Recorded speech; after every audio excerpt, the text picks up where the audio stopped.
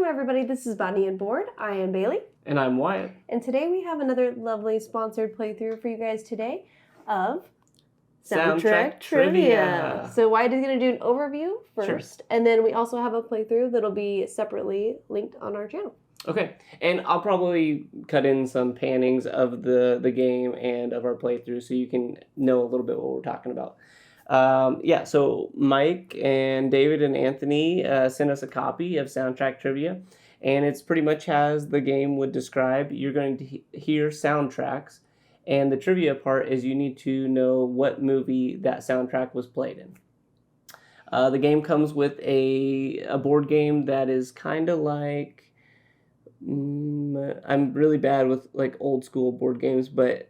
That's how I would describe it. I would just say that it's less hobby game, more generally accessible to everybody. So think like just Trivial Pursuit, kind of when you're going to roll the dice and move around the board. However, to add it a little more, there are several aspects of the game that make it a little more gamey. And actually how I don't know if we want to call him the designer, but how he came up with the game was he was with his son. Yeah. So Mike used to play this game with his kids in the back of his vehicle, and they would listen to music as they were riding along, and the kids would know the songs, but Mike would be like, well, how do you know a 1960s, the Monkees, and they'd known it from like the movie Shrek or something like that, some random movie that he hadn't seen. And so then, going forward, they started playing that as a game where you'd hear songs on the radio and try to associate them with the movie that they came from or were used in. And some of these, sometimes that happens more than once. But anyway, the game is predominantly app-based, and the app is like really smooth. I really love the looks of it. So, but there are several little gamey aspects that have been added to it. So the first is the board spaces. So on your board, if you get a question correct, you're going to roll and then move around the board.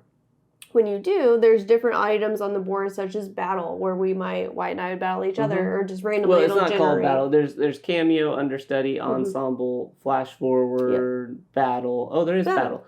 Co-star and audition. I was thinking like the co-star. You're very thinking co-star. Well, and the understudy, they're all kind of battle-esque, but a series of mechanics that allow you to kind of like thwart the person in first place and trade places, and everybody chime in on the same song. And everybody work together, and then everybody just two people be together, and then be apart from each other. So there's a lot of different player interaction. And there's a really good theme with this. I was pretty impressed. Just the words that I just threw out, like cameo, understudy.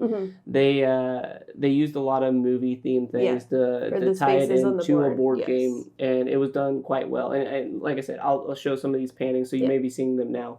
But going on with that, you get a hand that has 3, I'm going to call them VIP cards, and I think that's actually what they're called. Yeah, they are called VIP tickets.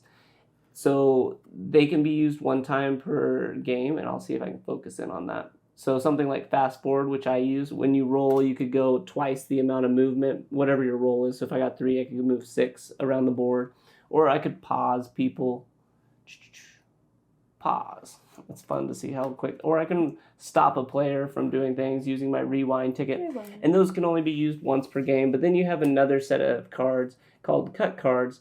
So when you hear a song from a movie and you're like, I can almost think of it, but I just can't quite think of the name, you can use these to hear like bits of the actual movie audio, like of the actors talking, to see if that'll jog your memory. I love that one. That is actually my favorite. That is a good one. The soundbite. I like the plot too. So if you're ever like, okay, what was this in? And it's like a serial killer in the you might be able to put it together there. Casting call allows you to actually phone somebody up. So if you know, like, I know this movie, my mom's a huge movie buff, and you call up your mom and you're like, and you describe it, and she's like, it's that movie. Casting call. Cast lets you see who's in the movie. Specifically, what I've seen is top 3 actors, top 3 to 4 from when I played the game. Remake, you get a whole new question. And then lastly, encore. What I thought was impressive. Which allows you to play another song. Yes, an encore from the movie. Yeah, so you get another song from the movie. What I really liked about this game is I felt like it hit all the social dynamics of any group. Not necessarily just board gamers, but anybody that, whether they were young or old, because you could adjust the settings, like the genres and the style of music. So depending on who you're playing with, this game should fit most people. The app was very seamless. I was very impressed with the quality of the build and the modifications and that you could make while playing, so that you could play with kids or senior citizens or friends, who only know certain genres, or you wanted to play in a 1950s, 1960s and not know any other stuff. Yeah, like a theme night. Like, for instance, maybe if you were, like, too good at, like, animated movies, whatever. You're like, nope, take that out. That gives them an unfair advantage. And I was pretty good at animated stuff. So you should watch our playthrough. The playthrough is a blast. We recorded, I think, 2.5 hours worth, and I snipped it down to an hour, but we just had a really, really good time with this game. It definitely brings out some really competitive vibes in people, but that's what's nice about this game is it doesn't always have to be competitive. You could play as individuals, you could play as teams, or you could play in like a party mode. And in the party mode, you could literally have it in the background of a party, and people can go and play while you're eating snacks and talking about other things, and there's no like score that goes along with it. Yeah, so when you talk about accessibility and fun, I feel like that is what this game is. Everyone can play it.